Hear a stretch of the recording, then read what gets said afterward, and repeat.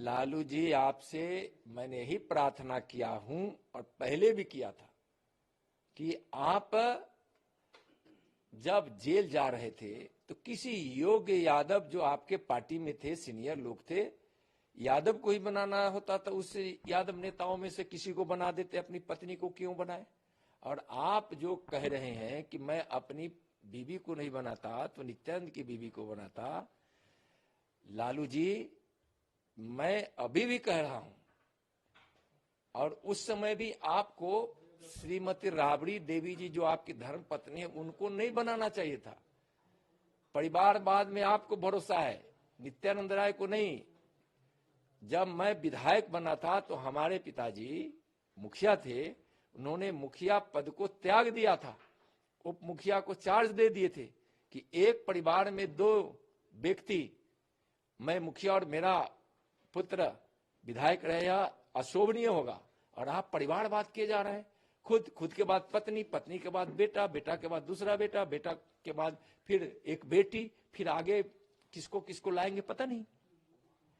तो अभी भी आपसे आग्रह है कि आपको पहले बनाना चाहिए था और आगे भी बनाना चाहिए। किसी भी गरीब ग्वालिन को बना देते, किसी गरीब आप अपने नेता कार्यकर्ता की बीवी को बना देते, आपको राबड़ी जी को नहीं बनाना चाहिए था। और अभी भी तेजस्वी जी को हटाकर अपने पार्टी के किसी दूसरे यादव को आप उप मुख्यमंत्री बना दीजिए। परिवारवाद, लोकतंत्र में परिवारवाद, यह कैसा है? आपको किसी पर भरोसा नहीं है, आपको अपने पार्टी के नेताओं पर भरोसा नहीं है, किसी पार्टी के किसी भी समाज पर भरोसा नहीं है, यहां तक कि दूसरे यादव पर भी भरोसा नहीं है।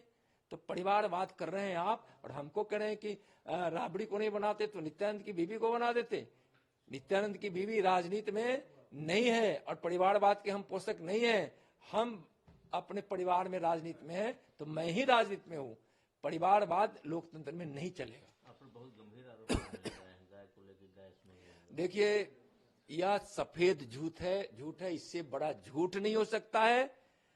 मैं तो उनको कह रहा हूं कि राघोपुर से तेजस्वी जी, राघोपुर के किसी गांव में खड़े हो जाइए और अपने पिता लालू जी को भी बुला लीजिए, और वहां साबित होगा कि कौन कसाई खाना खुलवा के गौ हत्या करवा रहा है और कौन बचपन से गौ की सेवा, गौ की रक्षा और गौ हत्या का विरोध कौन कर रहा है, यह साबित हो जाएगा। मैं आपको चुनौती दे रहा हूं, राघोपुर के किसी भी गंगा के तट पर आप खड़े होकर मेरी परीक्षा ले लीजिए, और नहीं तो आप अपनी परीक्षा दे दीजिए। मैं आज आपको कह रहा हूं, यह सफेद झूठ है।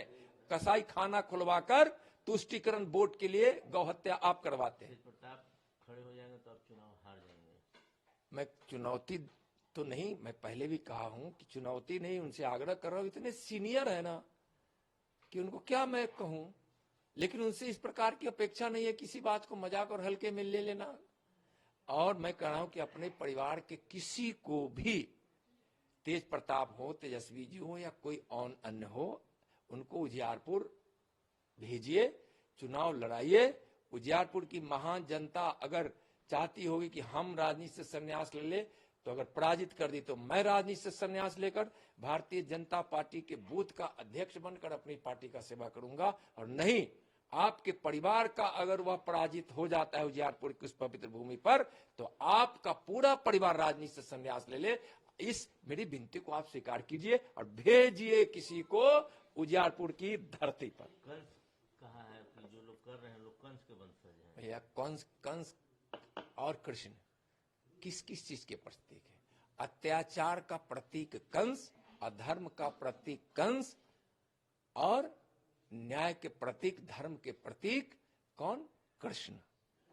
आज जिस प्रकार से परिवारवाद, भ्रष्टाचार, गरीबों से पैसा लेकर नौकरी देना, गरीबों को सताना, गरीबों का जमीन हड़प लेना, यह क्या कौन कर रहा है? अपराधियों के हाथ इतनी खुली छूट देकर गरीब लोगों पर गोलियों का बौछार कराना, यह क्या है? अत्याचार है। और यह कंस का रास्ता हो सकता है।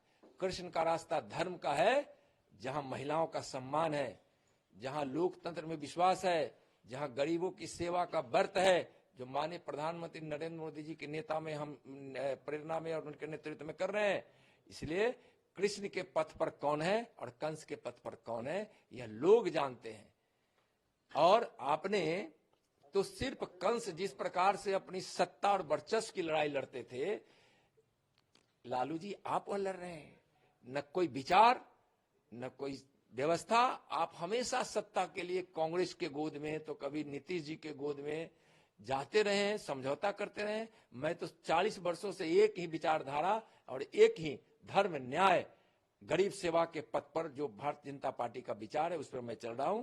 तो कृष्ण का पथ कौन है और कंस का पथ कौन है, यह बिहार के लोग जानते हैं। और आपको मैं कहता हूं कि आप आइए और एक महाभारत का एक संवाद शुरू हो, कृष्ण और कंस के उस विषय पर संवाद शुरू हो, और बैठिए कौन किस रास्ते पर जा रहा है। एक सभा में यह बात कही जाए कि कौन कंस के रास्ते पे है, कौन कृष्ण के रास्ते पे है। और मैं तो कहता हूं कि गांधी मैदान में मैं सभा लगवाता हूं, आप उसमें अगर अनुमति दे दीजिएगा तो मैं लगाऊंगा। आइए वहां आप बताइए कि कृष्ण का मतलब क्या होता है और कंस का मतलब क्या होता है, कौन कृष्ण के पथ पर है और कौन कंस के पथ पर है। कृष्ण तो कोई नहीं हो सकता, लेकिन कृष्ण का पथ तो अजर अमर है। उस पथ पर कौन चल रहा है, आइए देखिए, साबित हो जाएगा।